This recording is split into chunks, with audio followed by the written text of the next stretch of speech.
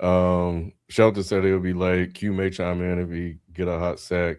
You drunk. Q been drunk since what did LeBron say that shit? He been drunk since then. FIFO gonna be late or Shelton gonna be late? Both. Shelton's gonna be late. I guess is FIFO here, Lou? he gonna be late. That is a good point. Yeah, we don't have to work up a sweat. We already back in shape. All right, man. Anyway. Form. Right, yeah, that's it. That's what I was looking for. This is the place where sports opinions collide. Dead in sports. I'm your host, Kenneth B. Inch. Joining me on the show is Spike and Nick. What up, brothers? What's going on? We're back, as Lou said, during the pre-game, which pre-show, which you guys can catch that live every Tuesday at 9 p.m. on YouTube, youtube.com/deadendsports. If you listen to the audio. Best season, best football. What would you say? Best time of the year? Best time. All of that, huh? It's not yet, Lou. It's a specific time. It's a specific month. And you already know what the month is. It's coming up. Bro, we ain't even in August yet, nigga. Christmas, the Christmas decorations is up. Like the trees. That's crazy. That's crazy to say that. That's insane. That's insane. Yuletide carols are being sung, Nick. It's ready. Like you disrespecting the fuck out of September, October. You can smell football in the air, baby. All right. Well, yeah. But yeah, we're glad to be back, man. We hope everybody had a great July. We were on and off because of breaking news that happened. Now that I think about it, Nick, hopefully they do show up because, geez, man, it's hella shit. It's hella shit. We don't know what he think about LeBron, bro. Yeah. But Shelton, Nick, and I, we did a quick instant reaction about LeBron. We're gonna talk about that and get Spike's thoughts, maybe FIFO, and maybe Hugh as well. We're going to talk about the World Cup. We haven't had a chance to do a final recap over that. And we're also going to give our top NFL tight ends and linebackers, top 5 NFL tight ends and linebackers, and discuss the Jaylen Brown trade, which we haven't had a chance to discuss that. We were, but Nick, we got caught up waiting on LeBron too. Bro, I thought LeBron, bro, he a diva. Boy, I would say this, bro. We gotta really cherish these moments, though, Lou. We ain't getting no like. It's kind of like how you gotta cherish when you see Denzel on the screen, because it's like once he gone, bro, ain't nobody else gonna really feel this. Especially the way they building niggas these days, Lou. You can't just all we getting is Pooh Shiesties and John Legends, no in between. But yeah, yeah, we'll get into that. So, but as we always do, man, we will kick things off with our performance of the week. Performance of the week. It's lucky. I thought I was late, Ken. I didn't know if y'all was. I'm glad you was talking about the whole Ryan Clark shit. I didn't know if I missed this, but I'm glad I made it. I have to say this is the worst performance of the week. I think the Miami Heat social media team. Because, Ken, I think the lore is starting now where we're going to say LeBron James went to Philly because Miami fucked up. And if they win a title within his tenure, the lore is going to be that this kid, you know how they talk about the pizza guy at the hotel with Jordan when the flu game? This is gonna be the social media intern or whatever, or person. Cause I think they even posted the job the next day. His name is gonna be infamous in Miami Heat sports culture, where it's gonna be like, you cost us LeBron, like a farewell LeBron too. So you know that was gonna put butts in the seats, and you know he more than likely could win with Giannis and Bam. What did the social media person say? I didn't see that. I missed it. They didn't say shit, bro. He gone. He or she gone. He, she, or they gone. What happened? Basically, LeBron still didn't make his decision yet about where he was going to go. But like a couple days before he did, there was a post on the YouTube, Miami Heat YouTube channel, where it was like LeBron's announcements or something like that. And like it was like dated for like a couple days later. So people was like speculating, oh, he chose Miami. He's going to make a big announcement on their media platforms and all that. Then they got taken down quick, but obviously people peeped the shit. And then when LeBron makes his announcement a couple days later, it says Philly. So now it's just kind of like, you know how LeBron like to do shit on his own timeline, clearly.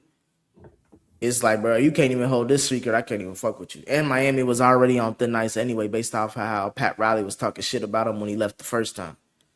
So that's the theory I have. It could sound crazy to somebody. It's a really solid theory, Nick. But I'm just saying, like, that's the Lord. And the reason why it's worst performance of the week, again, because you just lost LeBron. You lost the last golden goose we got.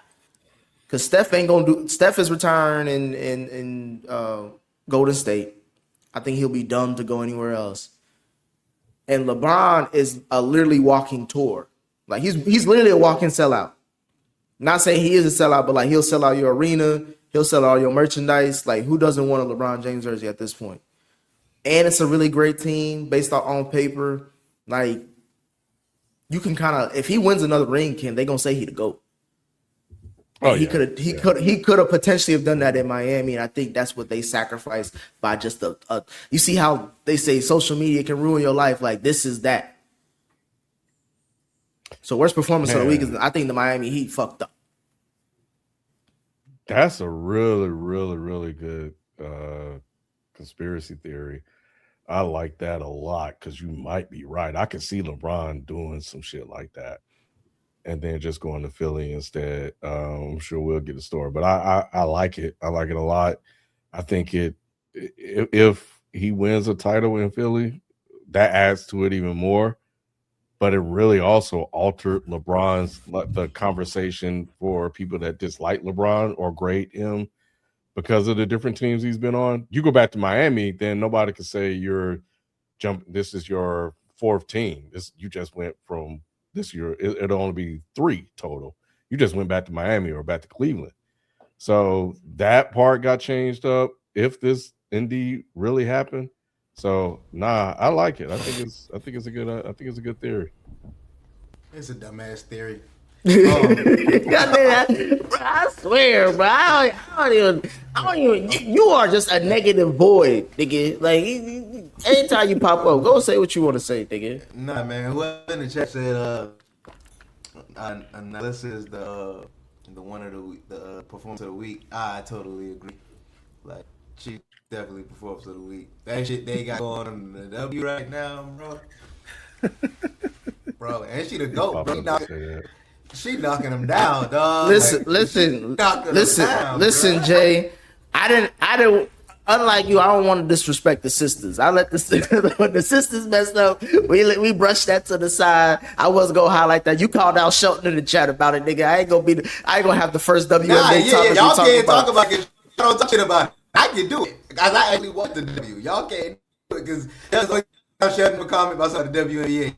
He come in the group. So what's going on here, basically? That was the messy.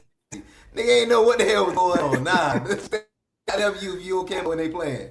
So yeah, I can talk about it. That's different. But yeah, that's what the week go through. Cause yeah, she out here with the bruh. You're talking about glasses? No. The other. There's the link in the chat. Yeah, it's a link in the chat, bro. You know, man. That's what I'm believing. Oh yeah, I know what y'all. Yeah. What we talking about? What we talking about? Spike though. I do know the chick she went with the chick on her team. Then she was sleeping with 2 other chicks from the Aces. Now her new chick played for the Aces too, and the other chicks might be sleeping with the NBA dudes. I know. I'm about to say, hey, Lou always know about how many body counts somebody got. He can call it on like a quarter on the street, nigga. Know the mess. That's funny. But nah, that's my theory. Even though people have said I thought that he didn't like Pat Riley anyway. He like Miami though. That's the only thing I see wrong with your theory. He don't hate Pat. No nigga hate nobody enough to be like, I ain't never going to Miami again. That is true. Or like, I would never live in Miami type shit. Yeah, because Miami is the type of place, even if you hate Pat Riley, you'll still go there. I still go. I'm in Miami. I'm in Miami, and I'm LeBron in Miami. Like, who the fuck is Pat Riley to me? All right, yeah, but I like it. But cool. We'll take that and shit. If the WNBA messy like that, maybe I need to keep up with the news. Oh yeah, Ken, they got a big mess going on, man. Yeah, I ain't watching the games. And then the two chicks that she cheated with, they got TikTok videos together. Ken, this is a big mess. The only thing I saw some montage of, I guess it's Olivia Wilde. What's Olivia Wilde? I don't know their names. Somebody out for All-Star Weekend, and she was out doing all kind of stuff. I saw some with Paige Buckers. Oh no, that's your girl. That was the first pick. I saw that too. She was with the stud buds. They almost got her. Yeah, I think that's. Bro. You said almost. Hey, if you in the vicinity, you got boy. You just ain't seen it yet. You stud buds almost put up. They almost got him one day, bro. Let's move on. If they in the vicinity, bro, they got him. Yeah. Studs got mouthpiece, bro. Studs got mouthpiece. She was all up on it too. Like every video I saw, she was in the video. Yeah, they had her video. Hey, she was working it all night long. Hey, but they just need about another hour. It was about another hour. It would have been over with. Oh man. Anyway, all right, man. Let's just jump to the first quarter. Where we get ourselves in trouble. We just got back and we about to get taken down. Yeah, well, moving on. It's good to be back as we're coming off our summer break, and man, do we have a lot to catch up on since we last checked in with y'all. Spain won the World Cup, and there have been a lot of NBA trades that we have not had a chance to discuss as a full crew. So we're going to get into that. We're going to start with the World Cup. What were y'all thoughts on how the World Cup ended? And do y'all think this tournament created more fans of the sport in America? No. This shit happened every 4 years. People say they're going to start watching soccer. They're going to start paying attention to it. And then you do have some trickle over effect where you get a small amount of fans. I know people that start watching the Premier League, things like that. But America as a whole, taking soccer more seriously, nah. It has to happen more than every 4 years like they do this. Like when it does happen, like as we were talking about, Ken, this is exciting. I like watching it. Mm-hmm. I just can't do this shit every Saturday morning for like a Premier League with random people that I don't know. It just means more, it seems like, when the countries are involved. So They may have gotten a fan out of me, Ken. You're not watching this shit on a random Saturday morning. Listen, Lou. I think they may have got me as a fan just because I really did fuck with this year's World Cup, especially because I actually got to somewhat travel with it because when me and Jay was in Houston for DreamCon, it was there too. Like it was a big. I don't know if there was a game going on in Houston around that time, but nonetheless, there was a lot of fans out there for it. And at my next job, I'm working with somebody who's from London or from over the pond and shit, and she fucked with Arsenal, and she was just like, you know, if you work here, you got to get with Arsenal. So I'm interested and curious to see like if I can follow it for a season, Lou. I'm just saying for a season, and then once I when they play their games, like 8 o'clock Saturday morning, bro. Saturday morning, nigga, I'll be watching. I'll still watch cartoons instead of cartoons. I'll watch the league. You know what I'm saying? I just gotta hope that somebody from my country is there. Like I gotta have some Ugandan like players or somebody black. I gotta do my research because I don't want to root for a team like Argentina where it's like, oh hell no, nigga, you can't even go to the game. Where they eat nigga burgers over there. I saw a little hit. I saw. Instagram, there was a whole reel about what Argentina did, bro. I was like, bro, they is crazy over there. You got the two league. I think you got the Premier League and you got La Liga, the top two leagues. And what I found the biggest thing for me as I tried to get into it from the last World Cup, it's like like Messi and Mbappe and Harry Kane, like who the good players play for. With this, it's like I just couldn't figure out who the good players was and who they played for. Was it the right league or whatever the fuck it was? It just I found it too difficult just to like dive right into like you can do World Cup soccer. You know, it's just different. I guess because it's simplistic because World Cup is like because it's the world. This is the country. They from here. This is when they do league play. It's like, well, this is the top league in Spain, and this is the top league in Mexico, and this is the top league in England. And then all the top players don't play in the same top leagues. This person play over here, then this person play over here. So it just, to me, it was just like jumbled up too much. I think I'm with you, Nick. I think I am interested in the sport. You know, people know that my son plays, but I think now I actually want to learn and see what's happening. I think it was really frustrating for me watching, not knowing what it was. All I just saw was a bunch of men running around with different colored jerseys on, kicking the ball and trying to kick it in the goal.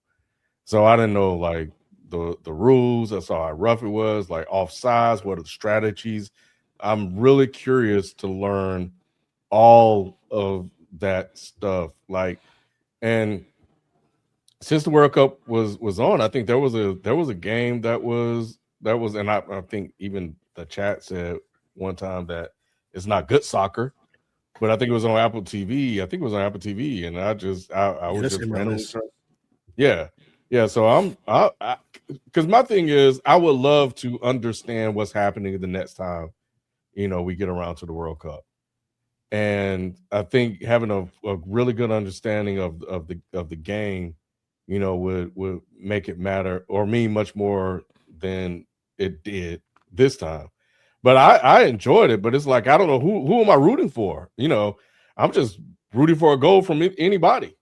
So, and I think that Nick, Spike was probably the only one that was rooting for Argentina, bro. Yeah, nah, you know, I ain't give a fuck about it. None of what they got going on. I'm talking about me. I understand the history. I know about it. I know everybody hated them motherfuckers. I get it, bro. I understood, but I for history's sake, man, seeing Messi go out on top like that was crazy. But I gotta say, Spain completely took him out of the game. Oh, and yeah, they did.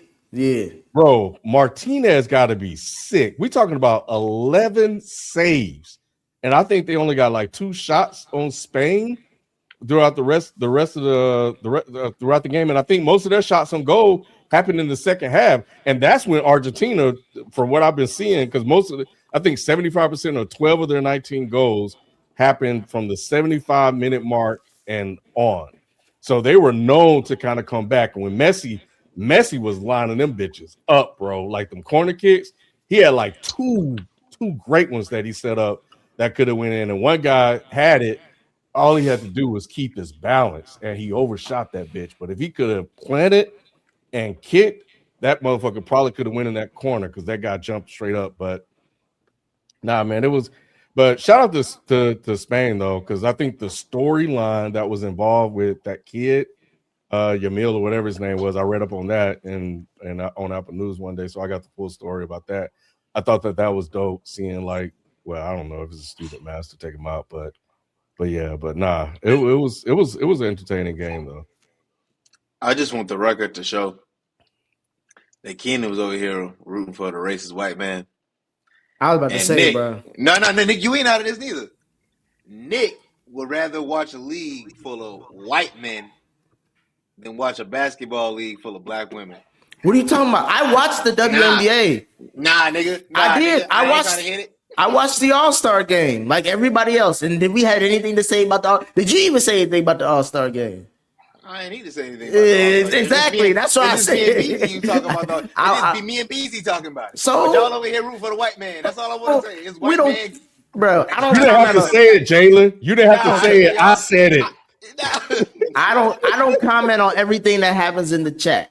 All right. Sometimes I just let you and BZ talk because I don't know too much about it. I still watch. I just don't know too much. Y'all be knowing names and storylines and all that shit. I just be listening. But I'll be watching too. It ain't shit to talk about just yet. Shout out to Kelsey Mitchell. But yeah. All right, whatever. All right. Welcome back, FIFO. Hey, look, I already knew. I knew. I read up on the whole thing. I already knew what Argentina was about. Nah. But hey, look, man, they don't give a fuck. What do we say when growing up in the South? At least I know where you stand. That's the thing. At least I know. At least I know. That's more than you that. Are, what you about? What you? It's I more get than it, that. Look, It's Spike, more than Spike, that. Spike showed me the nigger burgers. Big nigga. I wanted to try one, but he showed me the burgers. I get it. They don't hide it, but we're talking about the soccer, bro. That's what we're talking about. And Messi. Hey, can we not pass kneeling?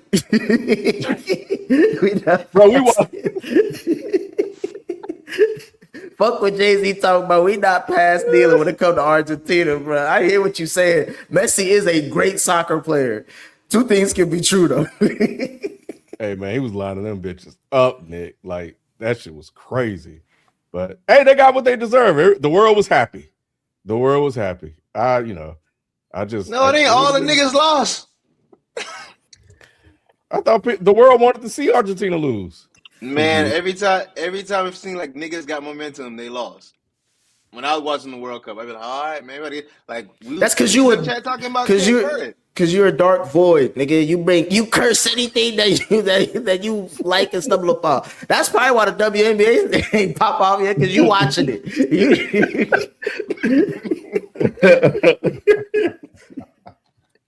Hey, look, Kelsey Mitchell should be a household name, but she's not because of you. That's what I'm telling you. Nah, she ain't a household name because of KKK Caitlyn. That's why she ain't. I do hate that they on the same team. She ain't got a chance. She can do it. She the Jaylen Brown to chasing Tatum. Exactly. You can win Finals MVP and some more shit. That nigga don't give a fuck. Damn. You right. And it's in Indiana too. Anyway, but no, it was a great World Cup, man. I've been missing out my whole life. So we back at it. And they're saying in the chat, watch the Afro League. The who? Afro League. The only thing I will say, Jada, to get me on he did say I'm watching the white soccer players over.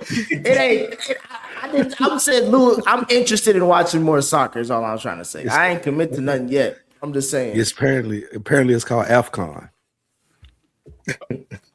They were telling me about that. They said that shit messy too.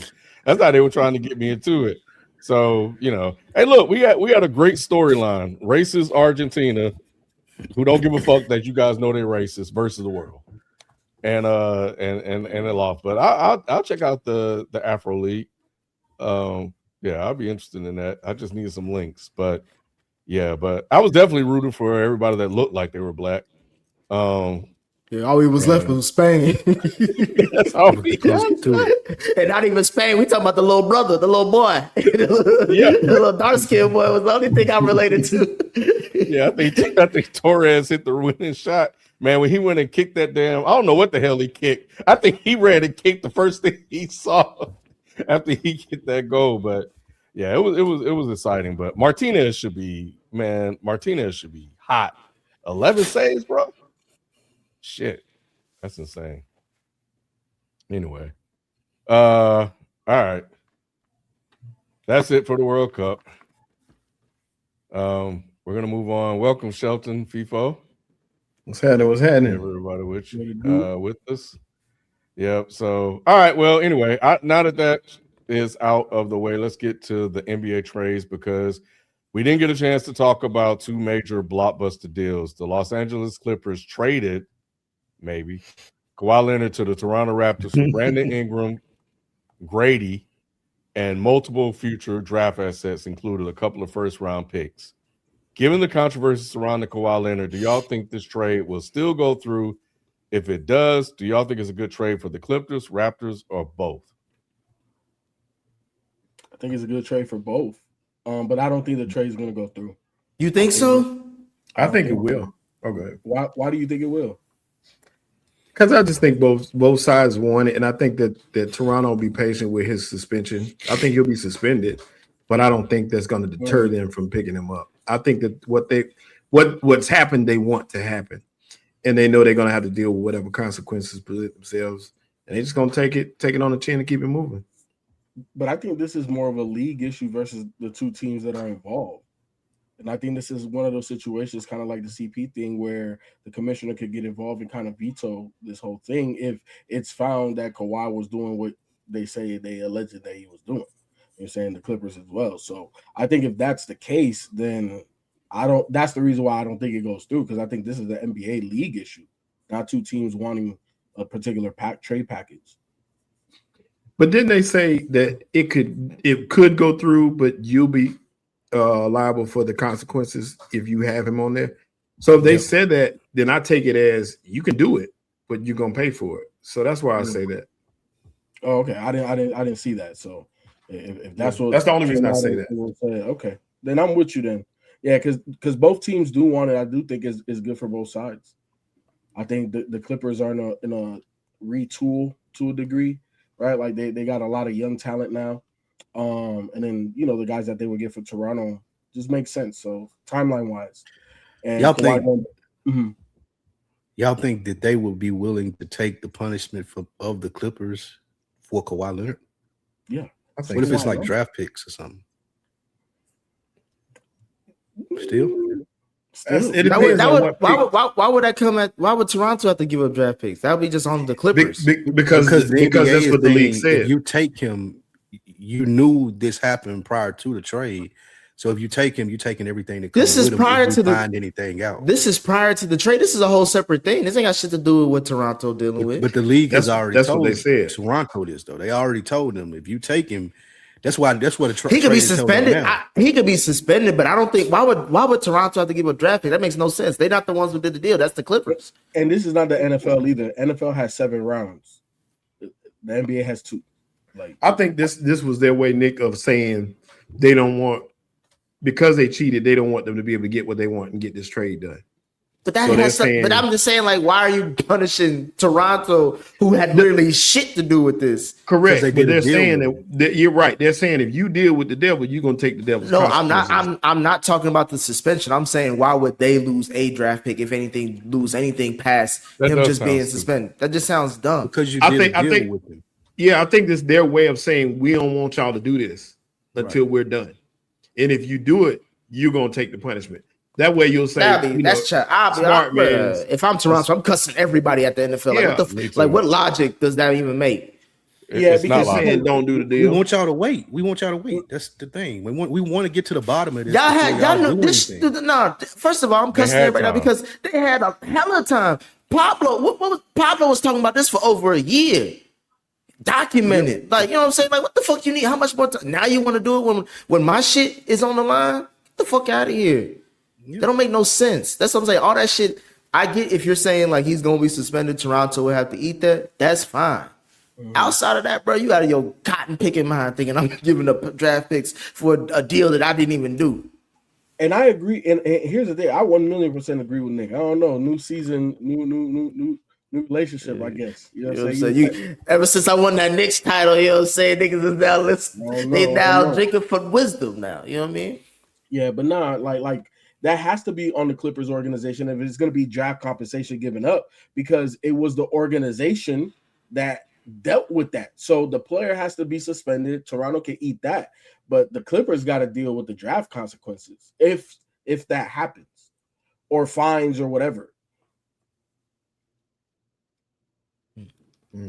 I think the trade is a good trade, mostly for the draft picks that the Clippers would get. Now again, I told y'all about Pablo. Now he really fucking up the money and shit. Be careful, kid. we check the headlines every day after this, cause you fucking with niggas' money, and people know that's sensitive when you're doing that type shit, nigga. Especially because Lou, outside of LA, Toronto owe Kawhi more than it. Like, I mean, outside of San Antonio, Toronto's like, nigga, you king here still. You the only motherfucker that ever did shit here for real. Somebody did say that we were wrong about that, and what this says here, verbatim is the trade is frozen. It said while a suspension, it said the Toronto Raptors have delayed finalizing the transaction because the NBA stated Toronto would assume the risk of any penalties. What does that mean? That's insane. That means somebody should be That's what cussing it out says Adam. here. That should be cussing out Adam Silver then, because Well, that's the I goofiest think- shit I've ever seen. Yeah, or even I heard. don't But think it's not really. It's not really. no. So first, I want to, Shelton. I don't disagree with what they're saying and what they're trying to do, and what it's just stupid as fuck. Yeah, That's what I'm saying. I'm like, this shit is dumb as hell because we were not involved with that. So why should I be punished for that?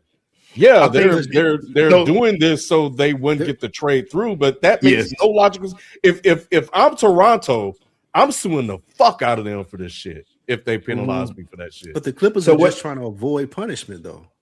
If you the league, that's how you looking at it. You're looking at it like, well, yeah.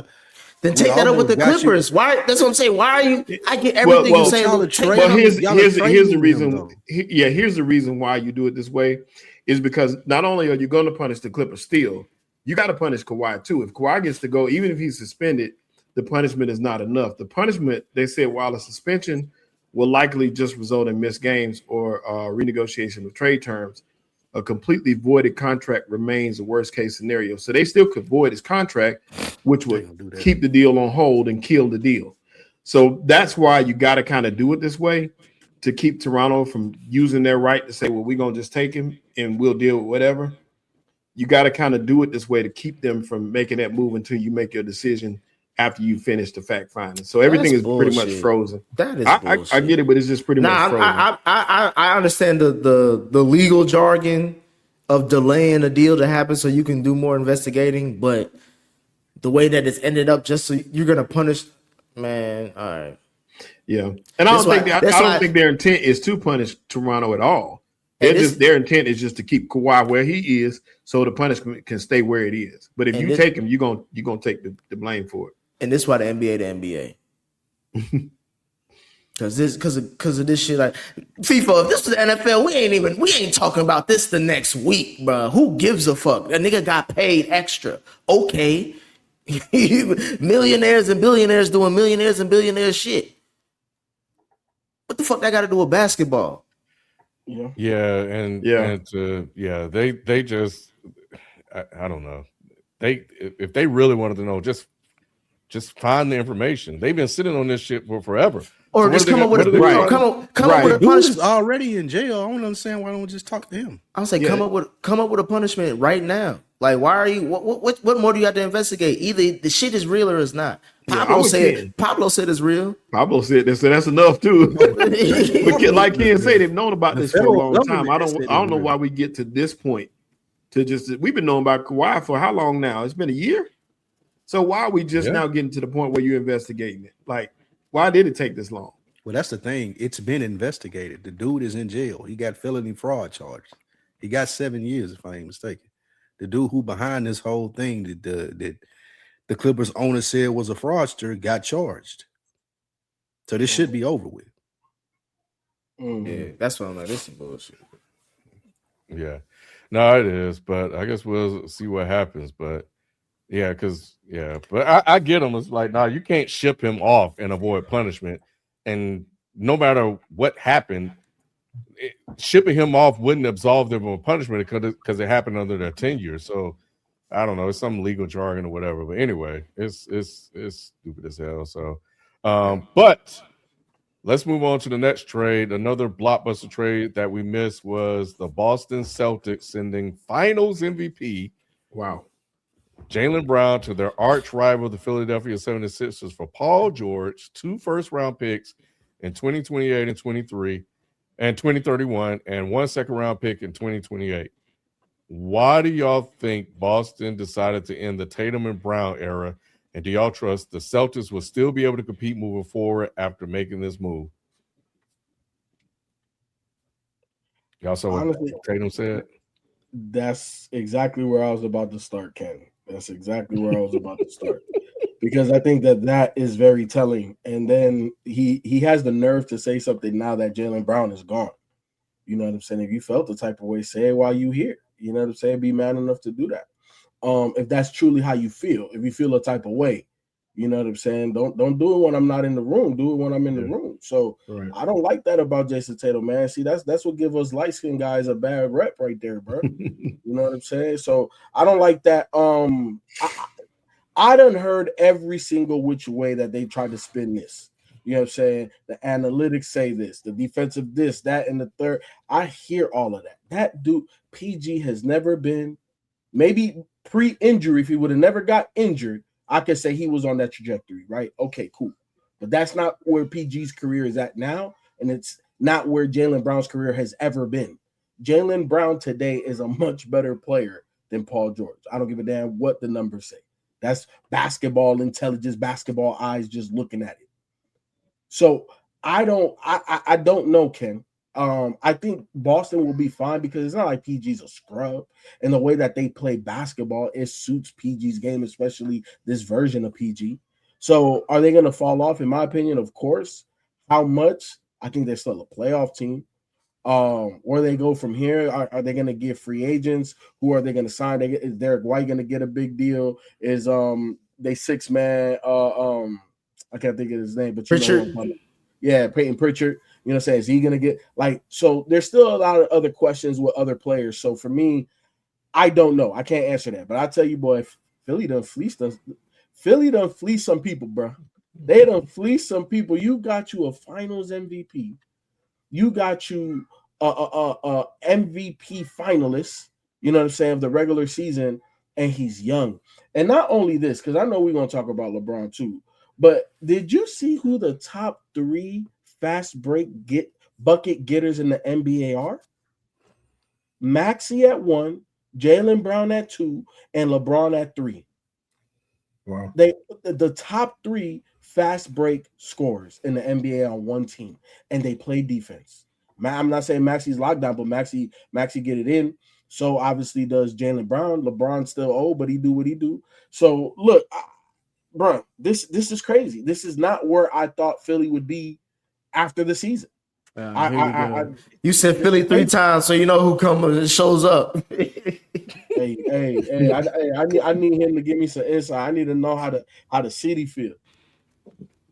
He drunk. He stumbled onto this program. If he show himself, I'll get this out the way early. I think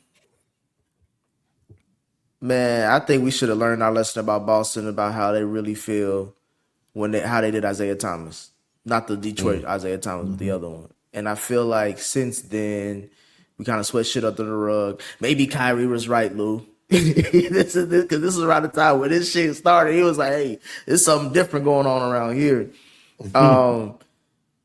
And I feel like to trade away the better half, in my opinion, because if we're going down history, Shelton, it's going to look like up until this point, who was the better half when it really mattered. You trade him away for a guy who's the opposite of consistent. I don't care what you say about Paul George, but he just hasn't been consistent. Health-wise, staying off steroids.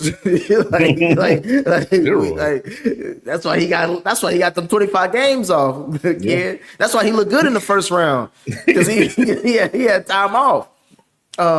But I just don't think it just doesn't make sense why Jaylen Brown was let go or traded away for that piece to an arch rival. And I'm just happy to see that we're going to get a chance to see Jason Tatum for a full season. We'll get to see Jason Tatum with his team. As you mentioned, FIFO and Ken, the video is already out about how he feels about leadership. So I can't wait to see what the Boston Celtics, this is what they've been basically have been hitting at since they drafted Jason Tatum. Like, he's going to be our face of the franchise moving forward, the only one we building everything around him. We'll see how that goes. Because like FIFO said, no matter what you can say, the finals MVP of that team, when they won their only title with that duo, just left in his prime still, and he's going to play with LeBron and Tyrese Maxey.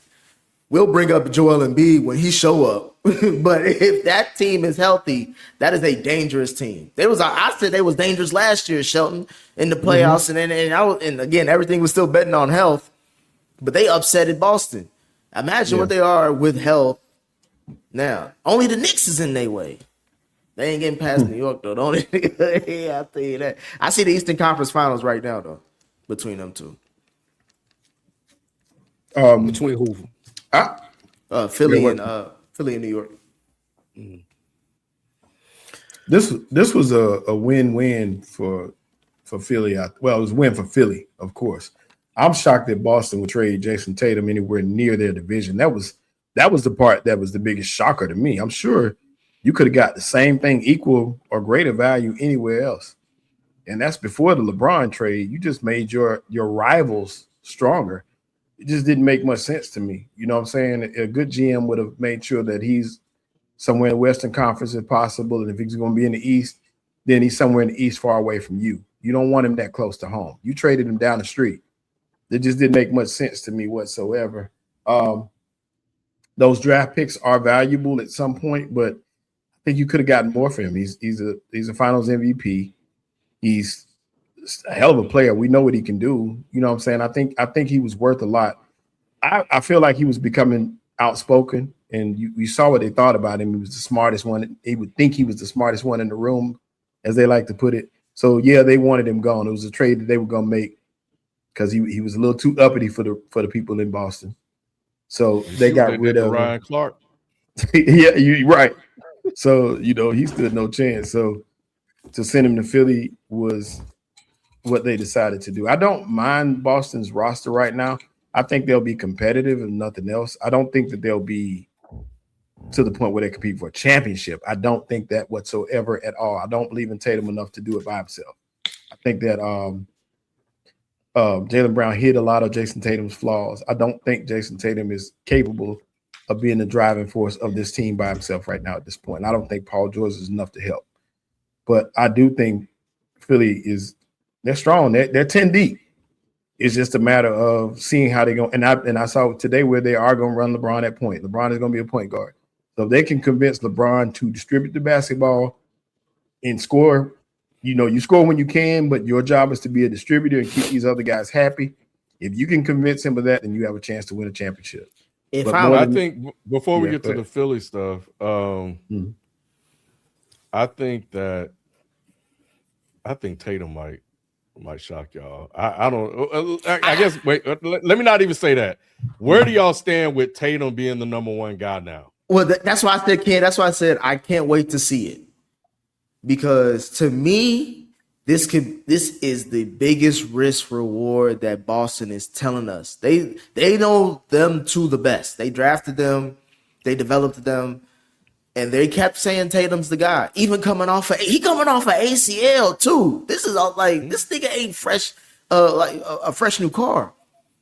If they think he gonna be that nigga, then I'm willing to see.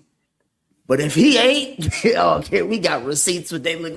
I got all these notes. How do we quantify that though? How do we quantify that? Like what results are we looking for? Like how are we right? They got to be second in the East, right? He got to pull. I know y'all gonna make fun of me for claiming it this way. He got to pull a Donovan Mitchell and take him to the East, like a conference final. No, how do we measure success, Nick? He got to at least take him to a conference finals. That team even still though has to Jaylen be Brown competitive. didn't do the same thing. Yes, are we gonna hold Tatum to a different standard than Jaylen Brown? I think so, yes, Ken. I think you have to because the franchise is holding the franchise is holding Jason Tatum to a different standard than Jaylen Brown based off this move. Because I guess all of us, I'm assuming the consensus is this move does not make sense. Right. Like for what you got back, at least I can understand if they was trading for Giannis or something like that, then we can understand that. But y'all failed at trading Giannis because of some goofball shit too. But y'all still kept on pushing Jaylen Brown, so it's like y'all feel like we are better off without him. So if that's the case, Ken, I need to see better off without him type shit. I'm not saying they should be competing for a title, but if Donovan Mitchell can get the Cavs to the Eastern Conference Final, why can't Jason Tatum? Is all I'm saying. Out of the first round, because that's as far as Jaylen didn't even get him out of the first round. Well, so they both share that though. Yeah. They both share that because Game 7 means that he was in 6 out of 7. That series should have ended in 5 at worst. Yeah, the thing about the Tatum and Brown thing is I don't look at it like he needs to be equal to Brown. He needs to be above Brown because that's what you've been telling me all along. If you're Boston, you're telling me that that's your guy. So your guy should be able to take you further than the other guy. Your Batman should be able to take you further than Robin did. And they were telling us all that he was Robin. But see, at the end of the day, it's Batman and Robin. They're better together. At the end of the day, even if they have issues and one is Batman and one is Robin, together it's more formidable, right? So you can't tell me that Robin go on another mission and then Batman gonna do the same thing. Like if Robin was there, it's not gonna be the same. But at the end of the day, we know that both of these guys at minimum were equally talented, whether you swung one way or the other. Whether you like Jason Tatum or Jaylen Brown, either way, at the end of the day, who has the accolades and the hardware, right? Yes. Because when it goes down in the history, we talk about how many all NBAs do you have? Do you have any MVPs? Do you have any finals MVPs? How many rings you got? Like those are the stats that truly matter, that get you a statue. And all I'm saying is, and I'm a Jason Tatum guy. I think he is a better offensive player than Jaylen Brown. But Jaylen Brown got the hardware. There's a reason for that. But and FIFA, I was going to say, FIFA, you're right with what you're saying. But what that's telling me is, why did you trade away your Robin if you need him? You know what I'm saying? So I'm looking at the front office funny anyway, because why would you get rid of him if he's that valuable to your team? You're telling me that you're going to take a step back. Why? Because you don't think you can win with him, Bo? It's not basketball reasons. Because you can't, and that's why I say I can't buy into the spin and the narratives that coming from the boss is PG. No, hell no. You could have got Giannis. You could have got something better. Yeah. And you settle for this. You number one, not only do you it's Philly. Bro, that's your arch rival. Mm-hmm. That's your arch rival. At minimum, like you said, you send them far away from here. You send them to the West. Or to Milwaukee, like no, bro. Right. Out of all places. But I love the fact that Boston is doing this because they just basically pushing their chips in on Tatum, and you could argue that this team coming into this season, based off what they've acquired, is better than what they had this past season without Tatum. You know what I'm saying? Like you got whatever's left of Paul George, you got Mitchell Robinson, you still got Peyton Pritchard.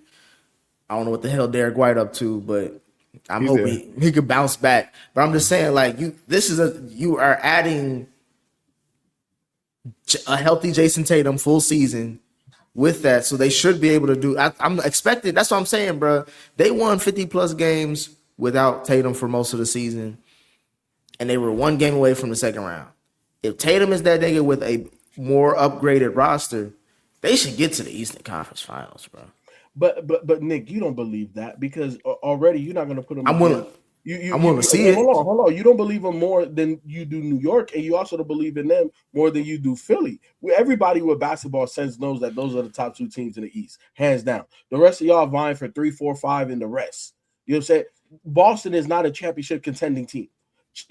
If you make the conference finals, that means you are a championship contending team. They are not that. They are a second round team because they run into New York or they run into Philly is raps. But I mean, I said the Cavs were a conference finals team, and none of y'all expect them to be championship. You know what I'm saying? Like, I'm willing to be wrong. Is all I'm saying is like clearly when we make these takes, I'm just saying based off of what Boston is telling me, that's their bar. Like, I think they're still being honest to say like we're not like I think Brad Stevens Is that what they said? Brad Stevens in his press conference said something like, we were not as good as we were. The record shows. Like, I think he's basically saying, I still got some work to do with this roster. But for where they are right now, I think that if everybody's healthy, they should be able to be saying, like, why can't we get to the Eastern Conference Finals? No, I disagree with that if Brad Stevens is saying the opposite. And if that's what he's saying, then what this move is, regardless of how illogical it doesn't seem from a basketball standpoint, is them start having to rebuild this roster now around Tatum now that this whole situation is resolved. So this version ain't going to be the version that they envision. So I think then that's the case. Then that's my expectation. I'm gonna say that then. Fuck it. If you gonna do all this shit, nigga, let me see him get to the ECF. Yeah, see, but it's that mentality there, Nick. Like that's not that like that's like a video game mentality. That's not like a real life mentality because Ken is 1,000,000% right. You got to look at how much money they got off the books, bro. Because think about it. PG's going to come off the books. What is it, in a year or two? You know what I'm saying? PG come off the book. They're not saving no money, though. That's the thing you saying, FIFO. No. It's not about Nick. Do you understand? Like with Jason or Jaylen Brown off the books, it allows you to go big game hunting in free agency. A guy that may be more, Go ahead, finish your point. I'm sorry. A guy that maybe more aligns with your number one star that obviously you believe in, Jason Tatum. You can get a guy. You can go big game hunting. You know what I'm saying? Because you either buy it or you drafted it. You drafted it, and we'd always say you can't sign him on. If you do sign him, what's going to happen eventually? You're going to trade him. That's what happened. So if you trade him after you sign him to a super max extension, that leaves a big void because them got PG and whatever else that they had to get. It doesn't, bro. They on the. I'm just saying they're on the books with PG for the same amount of, or very similar amount of money. I think it's like $5 million difference between what they would have to pay Jaylen Brown than what PG's getting, and PG ain't coming off the books for not only this season but also next season. So 2 years. But I'm just saying by that, but they haven't been to a conference appearance since their title run, which was how many years ago now, Shelton? Like it's like, so you asking me to extend that 2 more years? Like that's a whole new NBA. We don't know what the fuck they gonna look like. I'm saying, why do that when you already had the prime PG, quote unquote? Friction in the room. What you mean? You just said it though, Nick. Wait, You also hold on. So if you have a serious issue with a coworker, you don't think that they're gonna separate y'all? That they're gonna put somebody on another team or on a different side of the building, bro? A good manager, that's what they're gonna do. What you talking about? Now what they gotta return is boo-boo, is ass cheeks. I can't defend that. I'm not defending that aspect of trading Jaylen Brown. So let's get this clear. I'm just defending moving on from him because you started this whole thing saying I like what Boston did. Okay, cool, but I don't like what they got back. But I feel the sentiment. You gotta move them on. I'm just saying this as a quick thing, Ken. FIFO, you work in sales or you've worked in sales. If there are 2 people who are like top in the whole company, number 1 and 2, you can argue one for the other. And then you trade one of them into the competing company, right? And you get back the 50th best salesperson. Does that not mean that the company is saying we don't need both of y'all, we just need one of y'all, and this is the one that we choosing? That's all I'm saying. And if the company is going to say that, then let me see why this salesperson is better than the one that you let go. Nah, because look, Shelton will know exactly the analogy or the scenario that I'm painting. You know, where we used to work, Shelton, at the BZ Dub. If you had 2 top reps, right, killing it, and they had issues, they're gonna move that rep, one of those reps, to another store. It's as simple as that. There ain't no, but not the competing store, not the competing brand. That's what I'm saying. Obviously, when you work for a company, they all work for the NBA. They all NBA players. Yeah, it's the same company. You know, it's the same company. We just moved them to a different location. It just happens to be a place that, you know, they just don't get along. But at the end of the day, good management is going to move and make sure that the locker room, your sales floor, your environment is a good environment. So then how are we judging the success of the Celtics moving forward? If they get past the second round, that's success. If they get past. But they're a second round team. They're gonna get there and not get past New York or Philly. Shit, Cleveland could maybe beat them. I don't believe in Cleveland, but I'm just saying. If Donnie take out Boston, Coco go sign that 5-year extension if Donnie take out Boston. And niggas is sleeping on Washington. Just saying. All right, bro, yeah. Well, that's our time to move on. Yeah. We ain't doing America 250 over here, people. All right, man. We have buried the league longer than we normally do, as we all learned that LeBron James has officially declared that his next impossible final destination as an NBA player will be Philadelphia after agreeing to a 2-year, $8 million deal with the 76ers. Do y'all think this move makes the Sixers the favorites to win the Eastern Conference and possibly the NBA Finals? And who do y'all believe the 76ers are building this new team around? Q is with us. I don't know how much time he has. So if he's ready, he can go. If not, FIFO and Spike, whatever little you have to add, you guys can go ahead and take the lead. For Shelton, Nick, and I, we did a reaction to it, and we'll just kind of add in any new thoughts that we've had since the video. Is my microphone working? It is working, sir. Everything clear? Okay, cool. Just making sure. Man, I just want to say, like, man, I just vividly remember Blog Talk Radio about damn near like 12, 13 years ago talking about, like, man, I hope Joel Embiid is healthy one year, and man, Hollis Thompson is our lead shooting guard. You have no idea who any of these people are, Spike.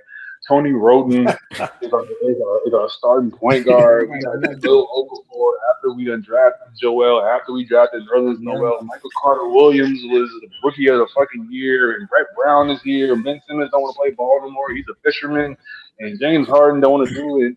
And Daryl Morey's eating crumble cookie. It's been a blur. It's been about 10, 12 years of this shit, man.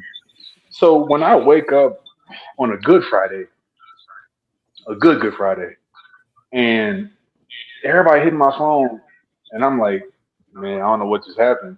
So I call back the homie, and the homie's just like screaming at me, yo, the king coming. I'm like, nigga, what you talking about? And he's like, yo, LeBron coming to the city. I'm like, stop playing, bro.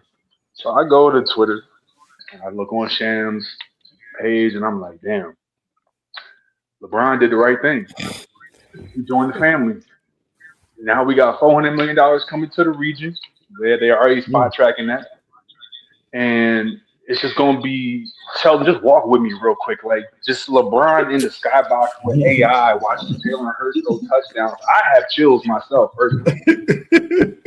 I'm shaking thinking about just Jalen Hurts and Devontae Smith on the sideline as LeBron throws a hoop to DJ Edgecombe as we go up 3-1 on the New York Knicks in the ECF. You know, it's like I'm shaking right now, personally. I don't know if y'all got chills, but I do. You shaking because you on crack, nigga.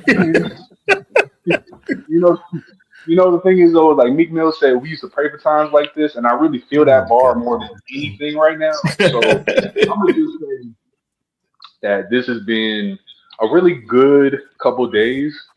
Shout out to LeBron for coming to be the point guard, doing his Magic Johnson 2.0 impression. Leading the league in assists, hopefully, prospectively. Of course, everything revolves around Joel Embiid, but LeBron is the perfect piece for this. And if we're talking just strictly basketball, the only other team that it really made sense for in terms of window and youth on the team, it was the T-Wolves to me. It wasn't Miami and it wasn't Golden State. But I think LaMelo made LeBron a little bit redundant, not entirely.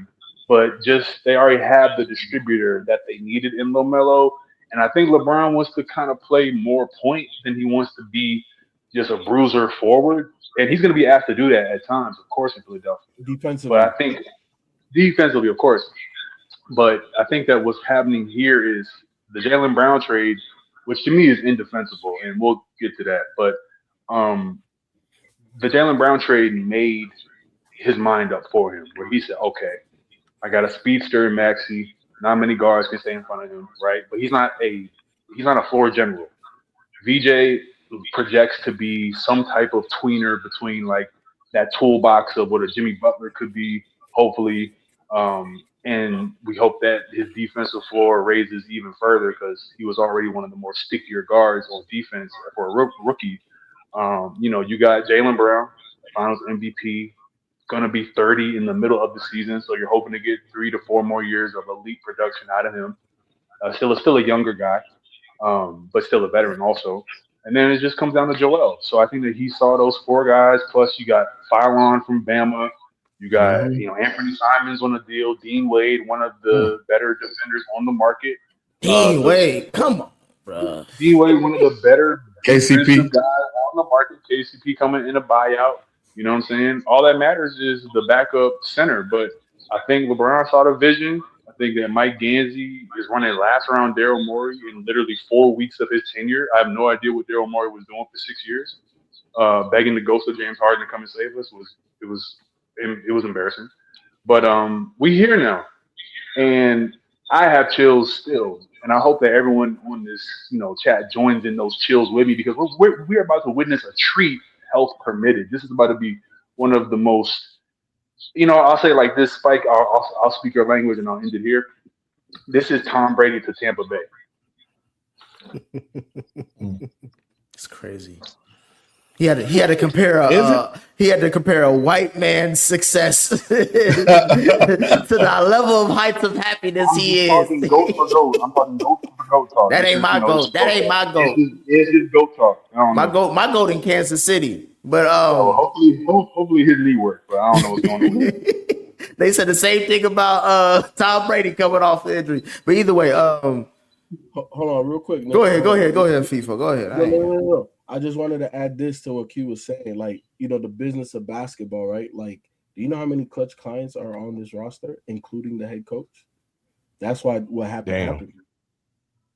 So you're saying that LeBron is the most powerful. Look, regardless of wherever you want to put LeBron in terms of the GOAT status, he's by far the most powerful player to ever navigate the NBA. Ever. And it's not even going to be close, because he has the homie as an agent. And now I can control other players. Like, that's leverage, not only like for LeBron. You know what I'm saying? Like it's leverage obviously for Rich Paul, but it's leverage for LeBron. Like, I got all these guys. I'm bringing all these guys. The head coach is my guy. Hey, GM, you better get this guy. You better get that guy. You have power. And also because LeBron has been so good for so long, Look at the frenzy. The league still moves as LeBron moves. So yes, by far, and it's nobody's ever going to be able to top what LeBron has done. And I repeat, that's why the NBA is the NBA. Because they let LeBron control what goes on. 23 years old.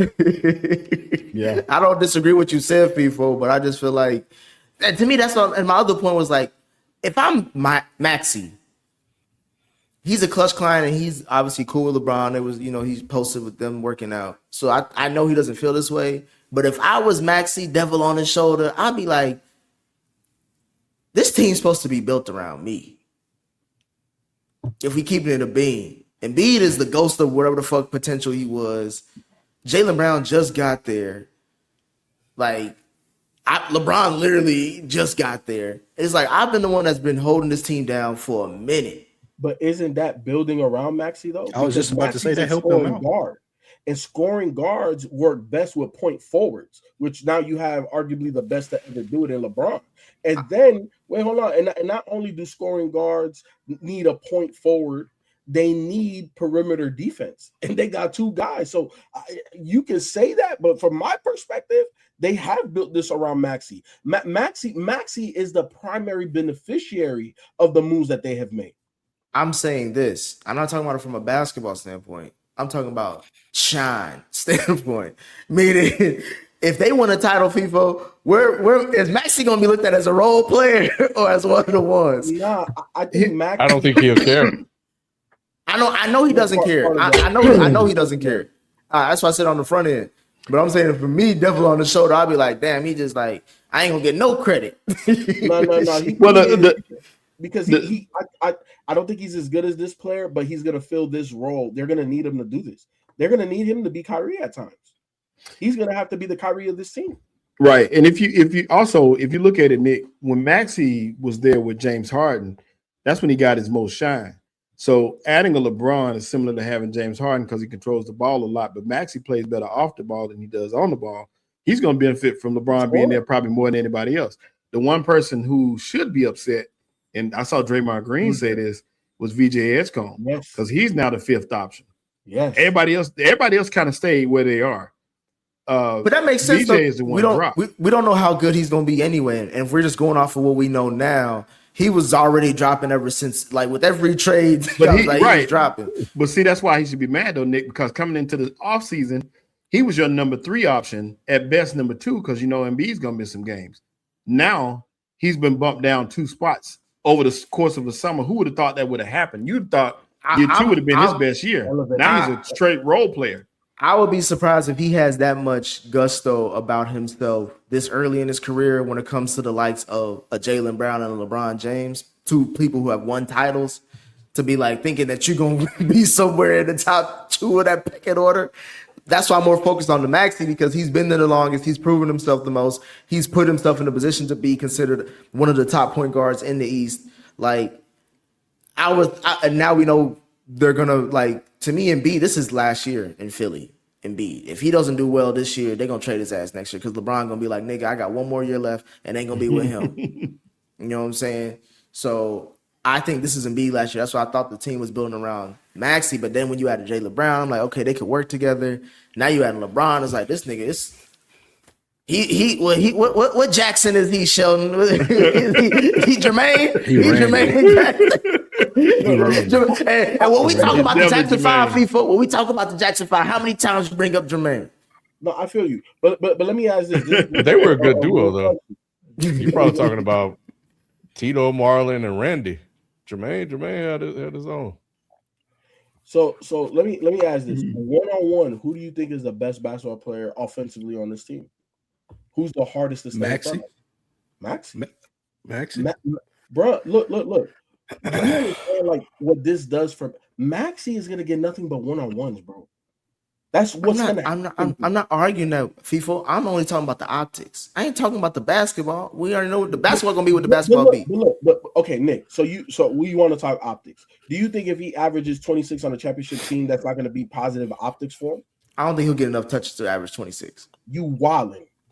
I don't think he'll get enough touches. You wildin'. But there's only one basketball, and Maxey ain't out. He's not out shooting both Jaylen Brown and LeBron every game. I'll tell you that. It may be a couple games, but it's not going to be enough to win. Look, you know what? Look, I'm gonna put it out there. I think Maxey's going to be the leading scorer on this team, and the reason why is he's going to get the most easy buckets. Yeah. Bro, think about it. VJ Edgecombe locked down, right, and he should be better. Jaylen Brown is locked down, and he is what he is. He's tier 1 defender. LeBron is a tier 1 basketball mind, but he's playing defensively the 4 now, where he still has advantages athletically. You know what I'm saying? So they're going to get stops. They're going to get transition buckets. And you know who led the league last year in transition buckets? Tyrese Maxey. You don't think he's going to do it again? Okay, FIFO. Let's say I agree with everything you're saying. This is all based off of health, though. I think even Q mentioned that in his soliloquy. It helped, like, because we're a back injury and whatever the fuck injury Embiid want to get into this season, away from them being a second round exit. Nah. They could lose any one guy and be fine. I'm saying they can lose both. Well, even if they lose both, they should be a conference team. You think so? Yes. LeBron won a freaking playoff series by himself at 41. That was in the West. That was in the West against a young team. And LeBron done seen it all. He done it all. What you mean? And then you give him Jaylen Brown? What you mean? You give me like a D Wade. I'm saying LeBron is fighting sciatica, bro. Let's say LeBron is out for a playoff series, and Embiid is out for a playoff series. You giving me the whole damn team being hurt, bro? I don't believe all that, bro. Like, hey, nigga, they got five niggas that's nice, bro. It's not saying that it's not possible, Sheldon. Like these are two. Like you're talking about a 42-plus-year-old nigga and a nigga who ain't never healthy. Nick. I didn't say all 5. I said 2.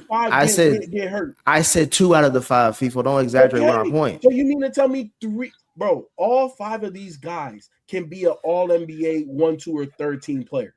All 5 of them. You mean to tell me if you lose 2, you got 3 All NBA niggas? You can't win. What are you talking about? I'm asking you. You think that they're going to get to the Eastern Conference Finals regardless of health? Yes. Yes. They can. I mean, They can. who do we really have to be afraid of? You know what I'm saying? Like, who do we have to really be afraid of? I'm saying we got Indiana coming back. We have Zubac and Joel Embiid on the island is already creating a mismatch. Like for the rest of the team. I'm saying we have flaws with every team, so it's not like any team that I mentioned is going to be perfect. But I'm just saying, like, I'm just naming contenders in the East. You got Indiana, you got Boston, you have New York, you have Cleveland, and you have That's it. That's probably Boston, Indiana. We're not talking about that. Like we're not doing that. Like in Boston is not a factor. And then Indiana. If Jason Tatum come out here and start busting ass, I think it's going. Yeah, I'm gonna tell you right now. Everyone keeps talking about Jason Tatum. Like we have not seen a single player come back from the Achilles the exact same. Even KD, as good as he is, people are sorely mistaken to think that because you ruptured your Achilles and we saw him come back, that he came back at the same level. That defensive agility was not the same, and his ability to burst and his quick first step was not the same. But KD is such a mid-range master, and he's such an assassin with his game already off the dribble, with very minimal dribbling, that it kind of compensated for that fact. But you saw what happened in the Brooklyn team when young defensive dogs, Jason Tatum pre-injury, and Jaylen Brown were able to dismantle that Brooklyn team. And we are acting as if Dame Lillard, Tyrese Halliburton, and Jason Tatum are all going to come back to form. I'm not saying that they won't be still good to kind of great players, but the elite of the elite that they were before, that remains to be seen. So if I'm the Sixers, the only teams that I'm only losing sleep over at any point is obviously respect to the champs. I'm never going to drag Brunson because he's a dog. But if it ain't Brunson, the only team that gives me any pause in terms of rebounding, because that's going to be our biggest issue most likely, is probably the Raptors, just because they're a ferocious rebounding team.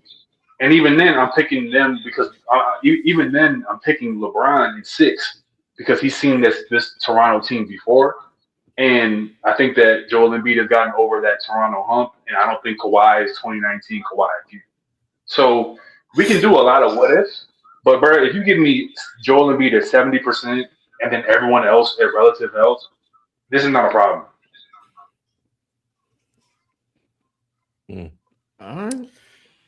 All right. Well, there you have it, man. Let's go ahead and move on to our final segment. But we're gonna get into football. Lou, wake up. Earlier we talked about the World Cup, but as you know, in America, there's only one king of football, one kind of football that is king, and the NFL season is right around the corner, with training camp set to begin very soon. Today, as always, we have to do our annual rankings of the top players at each position heading into the 2026-27 season. We will kick things off by ranking the top 5 tight ends and linebackers in the game. All right, so we will start with number 5. So we'll go ahead and put that up on the screen. You guys ready? Tight ends? Yes, sir.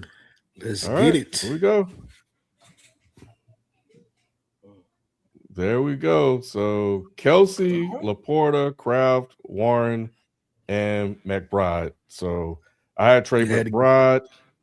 Nick, is that you would? No, that's not you. Nick, you got Robert, not Robert Kraft. I got Tucker Kraft. Yeah, I definitely don't got Robert Kraft. Especially if we talk about tight ends. Chill out. Oh, wow, man. Ken, you still believe in Kelsey? That's me with Kelsey. That's Shelton. Oh, Shelton. That makes sense. He said, I got the same glasses. That's what he said. I know. Yeah, Lou, I do. I actually know you read this shit off DraftKings or something. Absolutely not. It would have been an authentic pick if it was Ken's. You would make sense. What do you mean? You seen this shit on My picks all DraftKings? make I don't see how you could justify Travis Kelce as a top 5 tight end. He seen it I on justify DraftKings or Travis some shit Kelce like that, because I'm telling you. the reason why I wouldn't have I gotta see what my list is again before I be talking. But those guys, a couple of those guys are coming off injuries. Laporta and Kraft had season-ending injuries. So it kind of gave me some pause for that. One of them I did put up. I can't remember. So what's Kelce's excuse? What was he Well, coming up? the reason why I put him up there is because I think that Patrick Mahomes, he got something to prove this year. Them not making the playoffs. Him coming back makes me feel a little bit better about Kelce. That's his safety blanket. I think they're going to have a really good season. I'm about to say he hurts. He hurt too. Who? Yeah, he ain't gonna be back to You October. over here knocking Kraft and Laporta off injury. Patty coming off injury. What the fuck? Yeah, but Patty's back. Patty's back practicing. He not Patty, back. he practicing. is. He ain't He playing. ain't been for cleared. He ain't playing the first couple of games. He's been cleared. No, they gonna force him. They gonna force him, Lou. That's what they gonna Yeah, do. he's been cleared to practice. Which they doing. So y'all telling me he's starting week 1? I don't think she should. I don't think he should. Yeah, I think so. You I going think regular no, he is. season or preseason? Huh? Week asking one, you, week, regular Is he season. starting week 1? Yes. That's what I'm asking. Yes. Regular season. Yeah, Yes. more than likely. They're gonna He force ain't him going in. past week 3. He ain't going past week 3. I guarantee you that. Patrick Mahomes is fully expected to be ready week 1. That's what I thought. He's back. Damn. Team Yeah. doctors cleared him, and he's supposed to play. He's And fucking we up. I know did that not know Travis Kelce is his safety blanket, and we know that's what he's going to use a lot. So I just feel like Travis Kelce and Patrick Mahomes are going to have a bounce back year. I think you're right that it's going to be tough for him this year, but we know if nothing else, he's going to go to Travis Kelce. If nothing else, we don't care what's going on. I don't think if that's the case, then I'm questioning Andy Reid because I'm like, nigga, what's going on? Why you keep going back Kelce to the can't- yeah? Kelsey Go can't ahead. get open like he used to. Like all that shit they used to do, that shit over with, bro. We saw that last year. It's over. I got McBride that low because they have a quarterback issue. He's still a That makes dog though. Without the Yeah, that makes sense, Ken. But yeah, Ken, you He could is. be playing quarterback for them. Hey, You Ken, would- dude you gonna get 100 all tight catches. ends and receiving yards, right? I'm just saying. I know, Oh, but okay. And they got a quarterback. Who? Brissett. Brissett played well with him last year, He Ken. that quarterback. He played with him last He ain't year. gonna get you to no Super Bowls, but he can throw to a tight end, Ken. Yeah, I promise you, he can throw to a tight end. I believe He you. gonna have to, Lou. Ain't nobody else. Right. You don't got a choice. Actually, Yeah, Marvin Harrison out there. They about to trade Marvin Harrison. I'm gonna tell you this Man, right Marvin now. Harrison is terrible. They gonna trade good. Marvin Harrison. Yeah, Ken, he had number 126 receptions last I year. know what he had. I looked at all that. I know what he had. Moving on. We go to. I don't know. I don't like the QB situation. But y'all talking about junkyard? It's fine. I mean, it's what it is. I got Colson Loveland. I have him. Spike Laporta, 2 Kittles. That's Nick and FIFO, and 3 Kittles. Okay. All right. You got Nick, y'all. FIFO, and Shelton. You on that Loveland train early, Ken? Because you had Chicago Bears in Madden. No, that's not why. But I think second year in the system, he's shown he can play. I think they should be a little bit more comfortable. So I think he's gonna take a step forward this year. I don't trust 2 tight end teams or systems, bro. Ken, you got Loveland over Trey McBride? I do, and because the quarterback. They gassing up Caleb for y'all this season. I'm gonna tell you that. I've seen They got- Caleb is They better got, than they Jacoby. got. Hey, FIFO. I'm not saying I'm expecting him to be garbage or anything like that. No.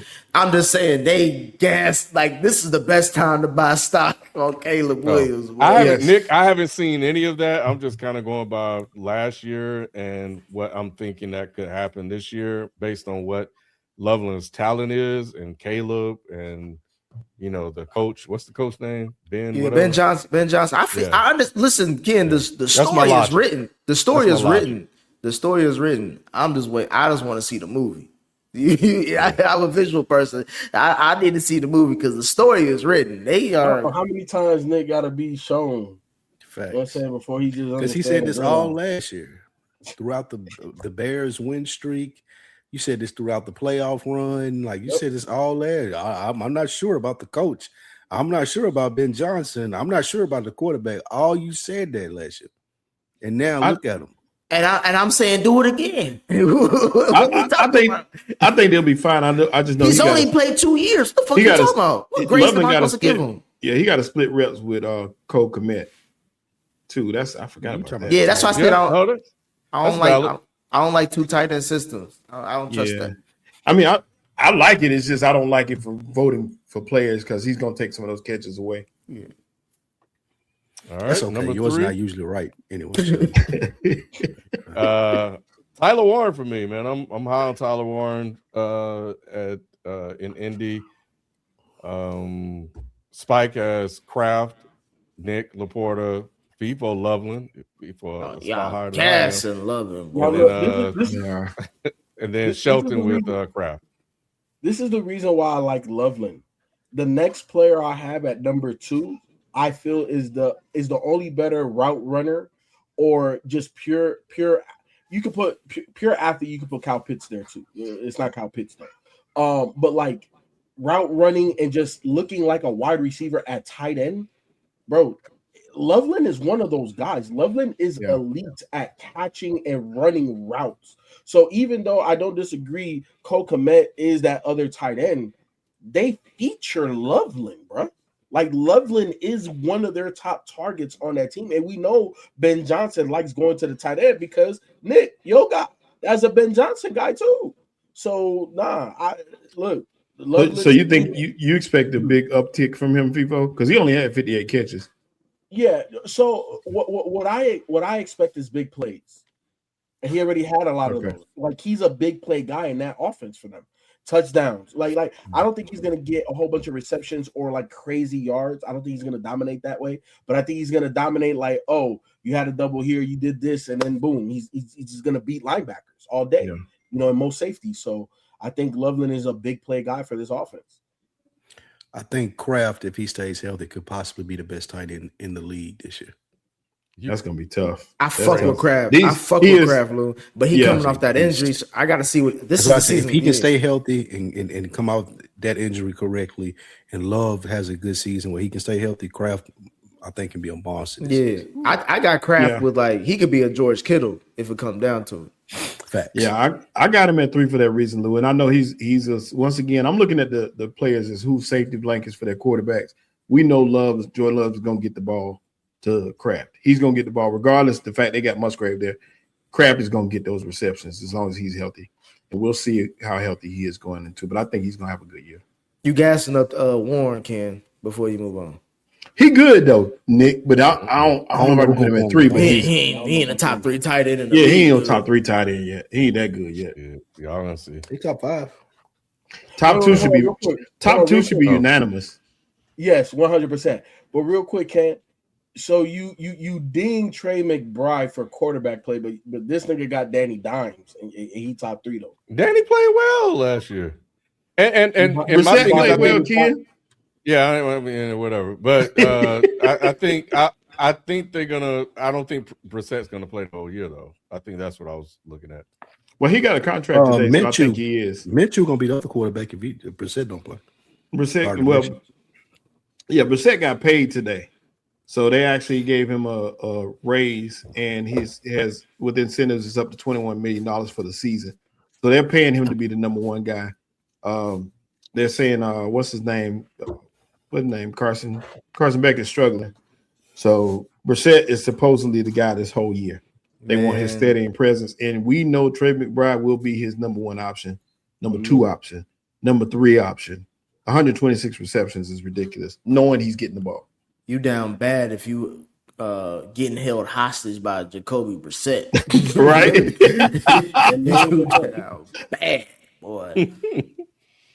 Number 2, I have Kittle. I don't mind that.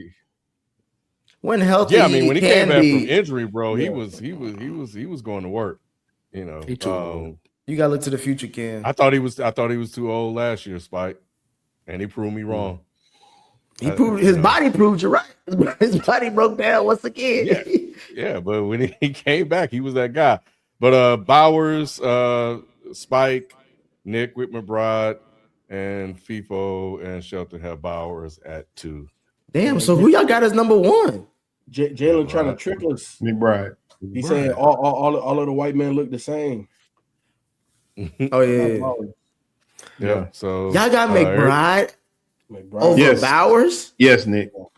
Why? Nick, the man had 126 receptions. Yeah. Like, come on, man. With no quarterback. Jacoby Brissett.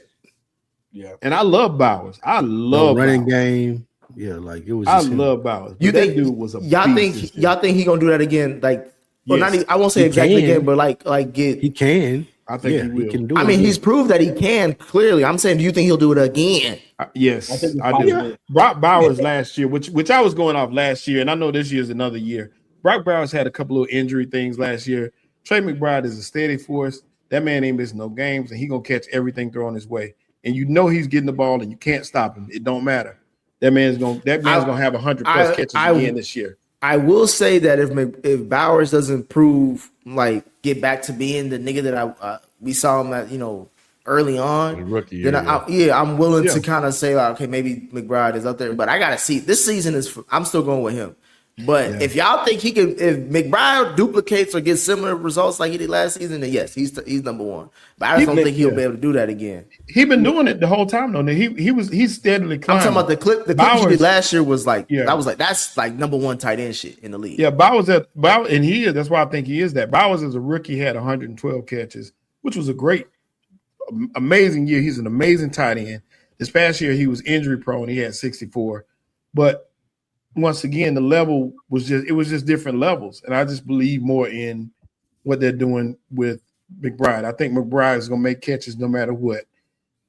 We know Marvin Harrison is not dependable. He's not been, and still, through camp so far, which is still early, he's not been dependable yet. But I just think that McBride is that steady force. He's going to have 100 plus catches again. I promise you that. 100 plus catches, 8 to 10 touchdowns. He's going to be the top tight end in the league this year. Nick, I look at it like this. In my opinion, I think Brock Bowers is by far the most talented tight end in the league. But McBride's production without a quarterback puts him at number one because he's doing way more with less. And I'm not saying that Brock Bowers got, a stallion at quarterback, especially not last season. This year, obviously, they got the number one pick. We'll see what he does. But McBride is producing, and he produced more than Brock Bowers. So that's the reason why he's number one. But I think talent-wise, Brock Bowers is by far the best talent in the NFL at that position. Okay. Yeah. McBride has had over 100 catches for the past 2 years, by the way, too. Which is crazy with Arizona. I'm saying I disrespected him last year. I didn't put him in the top 5. So my bad, Trey. I want to see it this year. I didn't believe it last year. All right, moving on to the linebackers. So we're going to start with number 5, our 2026 top 5 linebackers heading into the season. It's going to be interesting.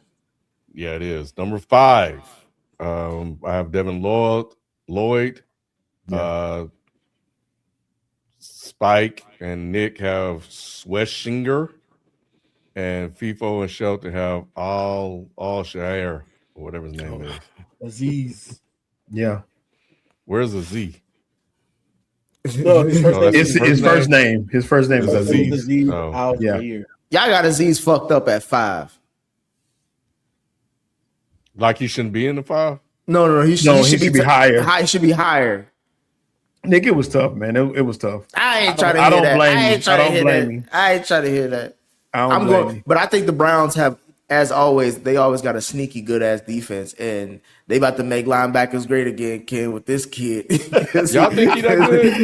He is good. Yeah, I think he's a sneaky, like one of them ones where it's like a, you know how Luke Kuechly came out of nowhere with Carolina. It's like I think he ain't that good. Yeah, I'm saying like I'm not saying.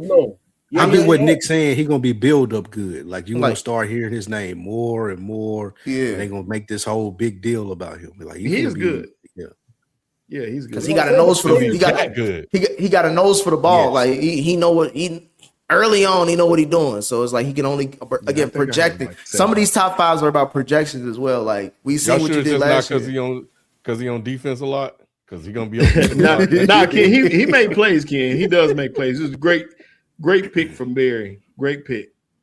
I love him there. He's balling out. I just don't think he's my top 5. Yeah, I don't either. I'll wait and see.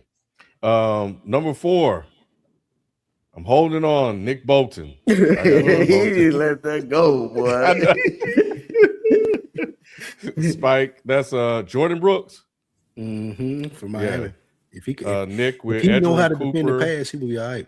He ain't watched not one Jordan Brooks game. What are you talking about? I'm about to say, I don't know. You ain't watch Miami. You don't even watch Y'all didn't inside watch Miami. Cleveland? Y'all talking about Cleveland? They hate watch Cleveland. He watched Kid, I watch Cleveland all the time. I watched Miami. I watched all the games. Yeah, Brooks is good. Yeah, Brooks is good. He just ain't got no. Schlesinger and Shelton with Campbell. Yeah, it's top 4. Cooper up next. That's why they gave up Quay Walker. Cooper up next. I don't know about Cooper. Nick Cooper he definitely ain't 4.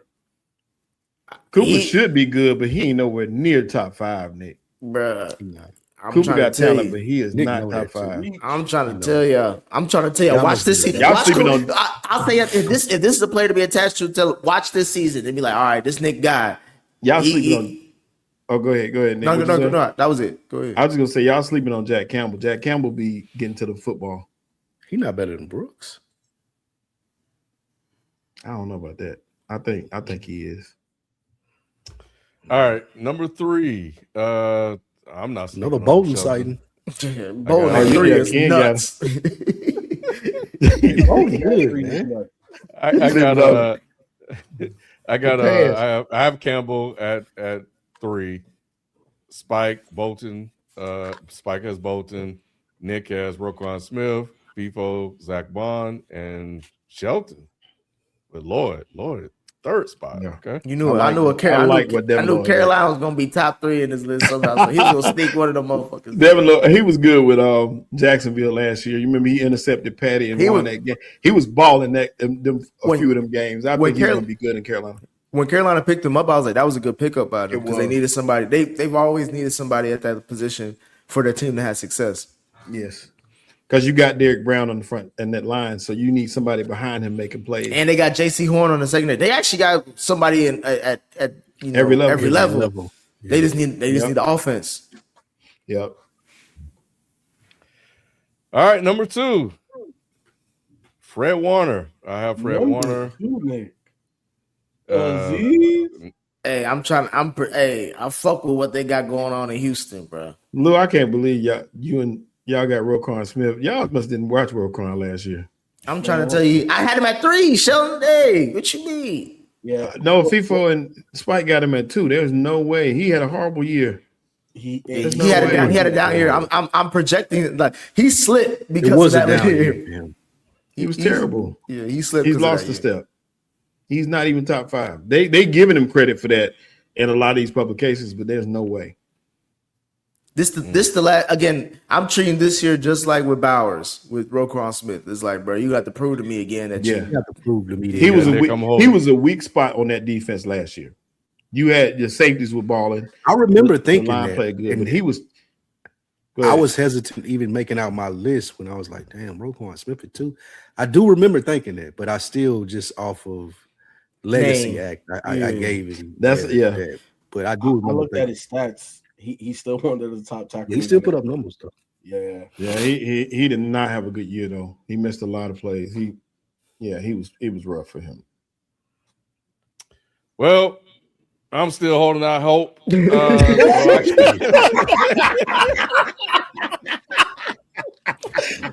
Hey, we supposed to put him in order, not just up there.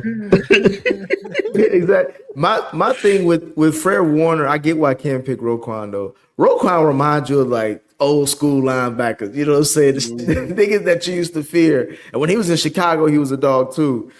Fred Warner just looked like Fred Warner like AI, bro. If you're looking at a linebacker, like an AI linebacker play is Fred Warner. Yeah. Like he's good, but he's just not intimidating or threatening to me. Like he makes great plays. Really? Like he is a productive ass nigga. Like I have him at number 1 for a reason. But when it comes from an intimidation factor, that's crazy. He's the best linebacker in football. I mean, he's the best linebacker in football, but it's just all right. Like that's all I gotta say about right. It's not overwhelming. It's not like, man, I grew up on what's the nigga name from 49ers? Patrick Willis. Oh, you know what I'm saying? Like, you know what I mean? Like them type niggas you don't see no more. Like, where it's like, bro, there's like, I don't want to go across the middle because not only is this the best linebacker, but he's also gonna take my head off. Fred Warner just knows how to. He's built for this era. Like he's a coverage linebacker. He's a coverage linebacker. And I grew up with Lawrence Taylor, Derek Thomas, Mike Singletary. Yeah, them motherfuckers. Ken Norton. Them dudes was different. But I'm talking about the middle era where it's like they still had that level that you're talking about, Ken, but they still were able to do some coverage shit. That's why I fuck with obviously like the Ray Lewis's and the who was it, like Bobby Wagner's, like during their prime, like those is linebackers. You know what I'm saying? Yeah. Like that's why I have Zach Bond at 2 and Fred Warner at 1. Those guys play the run and the pass equally well. And they get turnovers. You got to look at that. They're always in the right position. Them the top 2 linebackers in the game. Didn't he have a down year last year? Who did? Bond? No, he did not. No, he didn't. Bond didn't.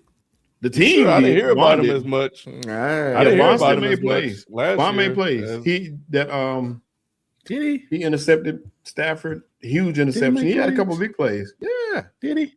Yeah. Everybody made plays, Shelton. No, that defense. Look at the ranking of that defense. It wasn't a defense. You talk about a good game in week 9. I'm saying the defense was outstanding. That wasn't their problem. It could have been part of it. Probably so. I remember they talked a lot about him the year before, but Show was over here. Yeah, that's because they won a Super Bowl. He had the flag waving for Zach Bond. Like he was the next best thing since Mike Singletary. Yeah, he's still up there. He still make plays. He still does. You had Bond up there with Lawrence Taylor. No. He wasn't. You had him up there with Lawrence Taylor and Derek Thomas. No, he wasn't that high. You definitely had him, man.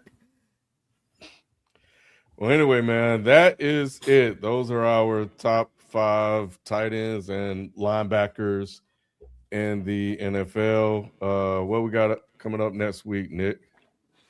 Where is that list? Damn, I forgot. You called me on the spot. Hold on, I gotta see what the list is. I thought you were just. We need to do we doing a D line. We doing the trenches. Doing defensive line and D ends and edge rushers. All right. So that's what we have next year. This will be an interesting list, as they always are. But glad to be back, man. We're warming up. This is our training camp. So yeah. So we'll definitely have more to come for you guys in terms of coverage in the sports. And that's it. Oh yeah, you're right. Damn, Jesus Christ. Hey, what are y'all looking forward to this for the training camp? Is it anything y'all watching in particular for training camp? What team? Minnesota. Yeah, I want to see how Kyler Murray is doing in camp for sure.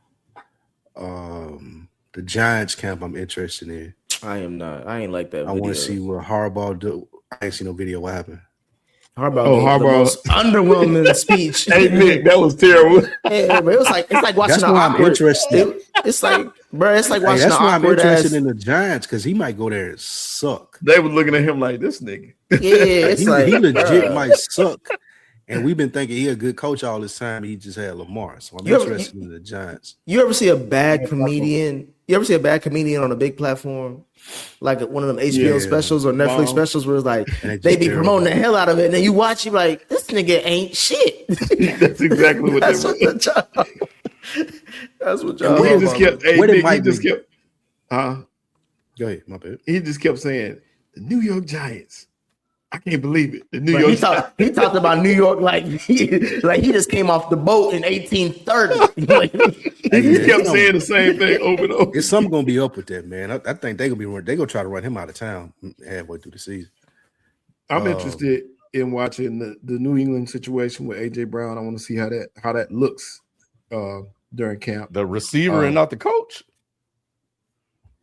I think. Oh, the coach. Yeah. We don't need to see the coach. Coach came with a puppy to the press conference, kid. He got this under control, bro. He know what he's doing. Absolutely. bringing puppies to the press conference. Like, bro, that shit over with. It's done. It's They over ain't with. gonna bring that. No more. It's over with. He win 2 games in September. It's done. I want to see where did McDaniel go? Mike McDaniel, Miami. He went to the Chargers. Chargers. I want to see how he looked with as a coordinator. Honestly, coordinator. Yeah, he's good at being a coordinator. I honestly am very interested. Lou, I'm gonna go back to your hometown, Tennessee. Why, bro? I still have a lot of faith in Cam Ward, bro. Let's say what? I got a lot of faith in Cam Ward. Y'all had him fucked up last year. Yeah, I want to see Cleveland too. I want to see how that quarterback situation. You can keep that. I want to know. I just want to know what their thoughts are. Like, Ain't what nobody. Deshaun Watson gonna be a quarterback. What's gonna happen is Deshaun Watson gonna be a quarterback. They're gonna have to explain it all year. Lou, Sheldon bullshitting because for the first time in his life, he said something he ain't never said before. He said, "I want to know what's going on in Cleveland, Ohio." I know, right? That was my first time. We not doing People this. from Cleveland don't even say that. People from Cleveland do not care about what's going on in Cleveland. Oh, you know what else I'm interested? Oh, dang, my bad. I was doing that. I'm interested in seeing Pittsburgh, how that's going to look without Mike Tomlin finally. Because all we know Pittsburgh is Mike Tomlin. Shit show. You think and so? I'm rooting for it to be a shit show. Yeah, fuck them. I just don't respect bringing Aaron Rodgers back. That's low key one of the laziest things that was done in the offseason. Are we just gonna you looked at Aaron Rodgers all last season and was like, we're gonna run this back? That's crazy to me. Yeah, I don't understand. Yeah, so I hope they go 1 and whatever. Yeah, just out of spite with Aaron Rodgers. All right, jumping into Aaron Glenn gonna do. So a lot of people do. Elijah MC Malik, Grizzlies have the worst trade this year. Oh yeah, I forgot John Morant in Portland now. Yeah. They need to get him out there to Oregon to Nike so they can control their money. That's the best shoe they got. They got to get him there. I think it's a tie. I think the Indiana trade was horrible too because it didn't work out in their favor. All right. Which fan base do you hate the most? LeBron's, KD's, T-Max, or Curry's? It's T-Max. No, it can't be T-Max. He ain't got enough. Why do you hate T-Mac so much, Nick? I don't. They said fan base. I don't hate T-Mac. I hate T-Mac fans. He don't have enough fans. What are you talking about? He do on some on this platform. Some on this platform. Some will argue. Some will argue about T-Mac for no reason. Amount of hate for T-Mac, Nick. I'm gonna go. I just don't care. I don't respect the fan base. I don't respect KD fans. That's crazy. KD's a legend. I don't respect LeBron fans. That's crazy. There's nothing that KD's done in his career that you respect, Lou? There's nothing that you could argue with me to get respect for with KD. Ain't that the same thing I just said? Hey, going to Golden State was lame. The foot on the line. What about winning MVP? Was that whack? The foot on the line in Brooklyn was lame. Going to the Suns for the super team was lame. Going to Brooklyn for the super team was lame. Like, KD got the worst. What about winning Rookie of the Year? Was that whack? What about taking the Oklahoma City Thunder to the finals for the first time in franchise history? Y'all niggas kill me. Y'all kill me. I named 4 things off top that T-Mac never done in his life. I love T-Mac. Hey, LeBron's Rob Parker said LeBron is the GOAT going on another team. So that's why I fuck with Rob Parker. Rob Parker doing the Lord's work for whoever listens in Detroit. Goes on another team. He do the Lord's work for all the real niggas in Detroit. That's hating Rob Parker. Hurry up and Bob. That World Cup hype in the U.S. already gone. Really came and went like a fart in the wind. It do it every year. I don't know where you was at, Hurry Up Bunny, but you missed out. Hurry up and buy it. Yeah. I thought you're a bunny. Damn, Lou. We know what you all, Lou. What? thought it said hurry up. I thought it said hurry up. You Bunny. cheat the biddies like bunnies, nigga. That's that Tennessee education right there, boy. Hey, look, the World Cup shit was lit everywhere. It was lit in New York. It was lit down here. No, that's what he's saying, though, Lou. He's saying it's done gone already. Like, it's over now. You don't hear that much about, like, soccer season's over. Yeah, it kind of makes sense, though. Like, what is? But is it going to last? No, it's not. Like people gonna watch regular, whatever you call it. Soccer league. Somebody will. Somebody gonna tune in for one game and they be like, I'm. They got some new fans. Yeah. No, I think they gotta. Well, I think there are some issues that they have in order to get Americans to watch it, but we don't have time to get into that. But like promoting the leagues and all the other stuff. But I did find this AFCON shit, so I'm trying to find out where I can watch that. So I've been looking that up. We just missed it, man. I saw it just ended in June. Okay. I saw that. Yeah, appreciate that question, Bunny.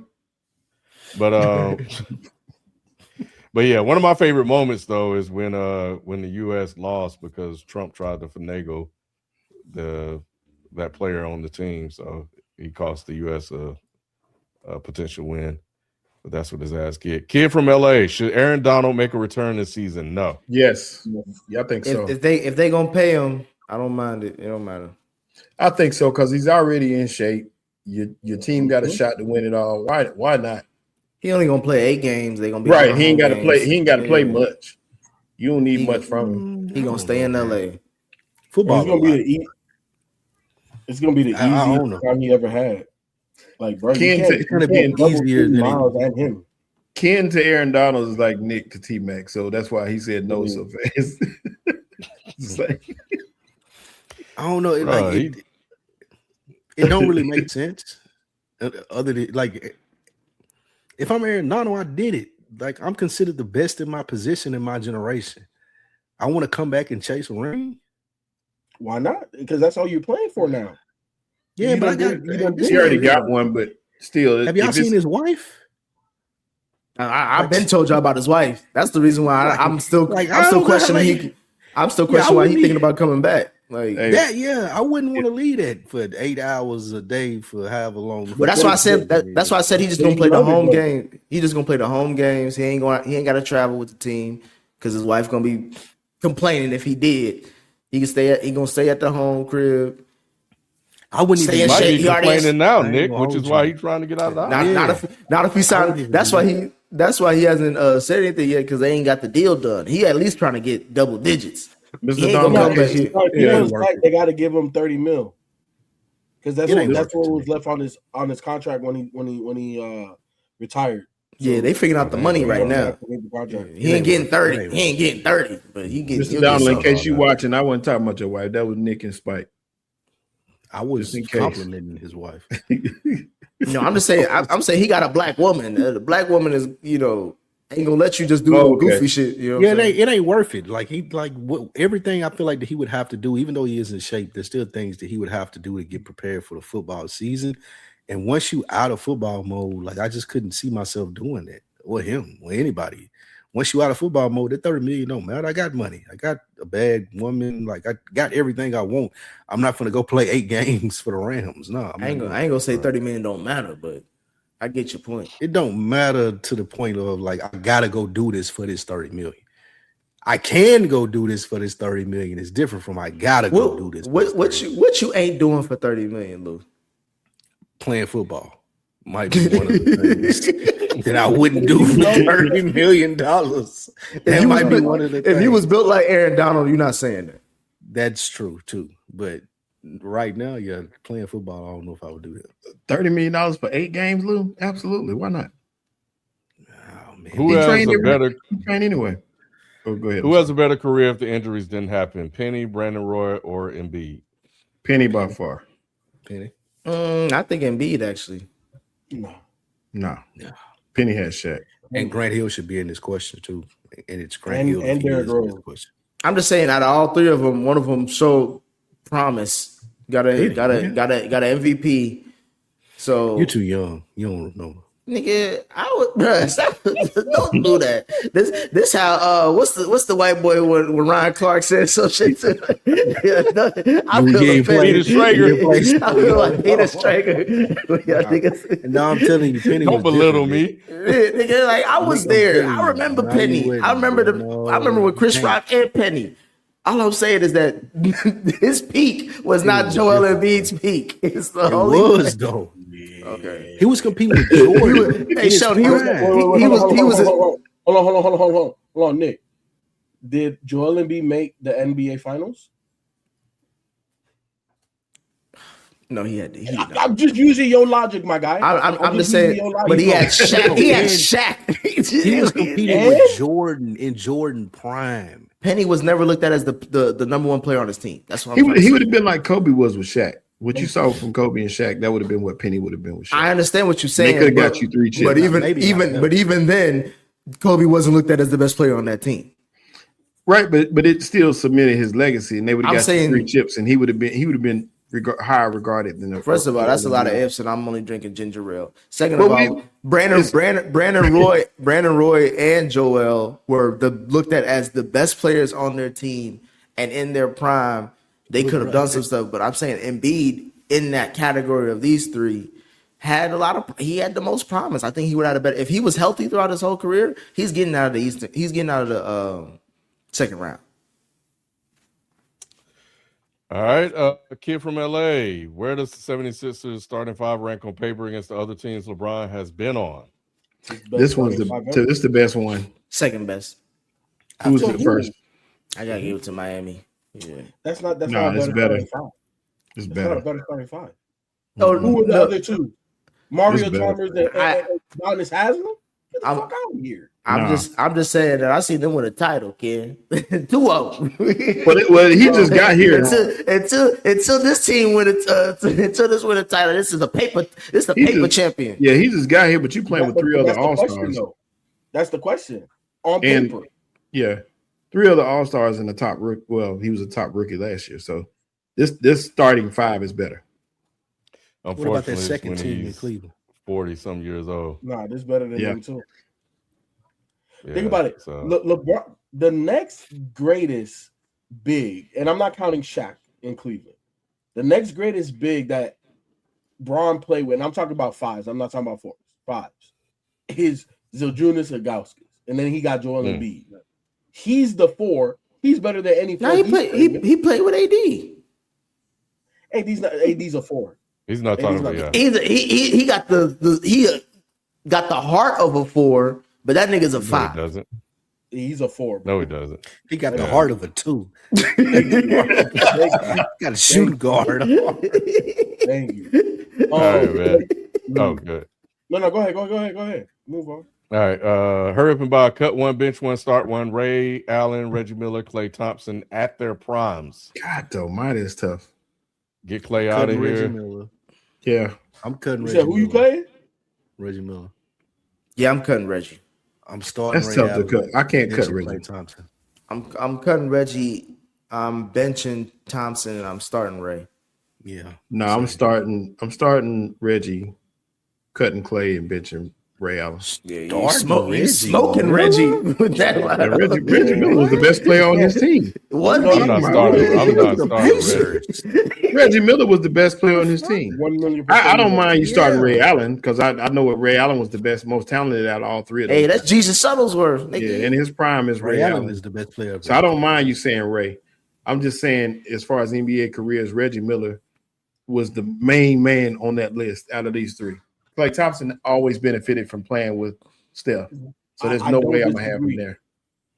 But the thing about Klay is that Klay can. What was he? How much he scored with 9 dribbles? Man, 60 points or some shit. Yeah, like and then how many times did he have like 30-point quarters? Like, to me, outside of Steph, I've never seen somebody get as hot and as deadly as Klay. And let's be honest. Klay Thompson is also clutch. All 3 of these guys on this list is clutch. Because I was going through like, okay, Reggie by far is the most clutch on this list, but like Game 6 Klay is really a thing. So I don't know. You could argue Ray Allen is just as clutch as Reggie, bro. He won LeBron a title. Hey, the reason why I give Reggie a nod over everybody else, this nigga had to guard MJ and make shots against MJ. What you talking about? Right? Yeah, you. Did he guard MJ, kid? He wasn't even alive, my boy. You wasn't even a thought, my boy. That's why I'm asking Ken. That's why I'm asking Ken. That's why I'm asking Ken. I'm asking. Did he guard MJ? This is a tough question. Toe to toe with MJ in the prime. Yeah, this is a tough question. I'm saying did he guard him? I ain't saying he go toe to toe. He did. He did. Yeah, he did. The closest anything came to guarding, he did it. What does that mean, Lou? He ain't guard him, right? I mean, he still got pissed on. But he gave Jordan buckets too. Yeah, he gave him. Yeah. Start. I like the order. Start Ray, bench Reggie, cut Clay. I'm with that. That's crazy. I'll take that. It's not. Ray Allen. Go back and watch Ray Allen UConn. Matter of fact, I'll send you some stuff. Ray Allen was a monster. Clay Thompson can do Seattle Ray. Clay, Seattle Ray. Yep. But Clay can do what Reggie did, bro. Yeah. Clay can do what Reggie did. Moving on, kid from LA. They let LeBron play with 50 All-Stars, but wouldn't let Kobe get CP3. Hey, that's true. Kobe didn't control his own destiny. Yeah, once Kobe fucked up in Colorado, that kind of that put him in a different box. That was damn near his Ryan Clark moment. Josh Bros, what is taking Adam Silver so long to make a decision on Kawhi? From everything, there is no way to prove Ballmer or Kawhi knew that it was fraudulent. Trust me, rich people know when shit is fraudulent. That's why they look for ways to make it seem like it's not fraudulent or hard to prove that it's fraudulent. He knew what was up.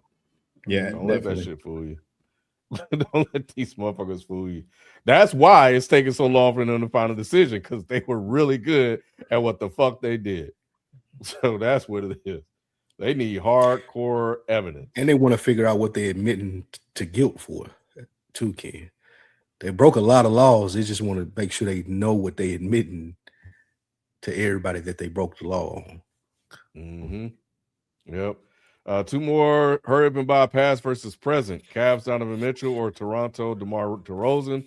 Both can't seem to get their teams past the hunt. Damn, that's a good comparison. I never looked at Donovan Mitchell as DeMar DeRozan. That's crazy.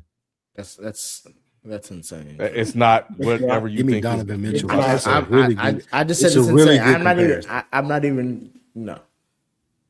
Who's DeMar's Coco Jones? You tell me. We're talking basketball, bro. It's all included, kid. You know, this is a lifestyle sports show too. Damn. We'll see. Donovan Mitchell. Just because he had higher highs when he was in Utah. Mm-hmm. And the other, I don't see was Utah he else besides Utah.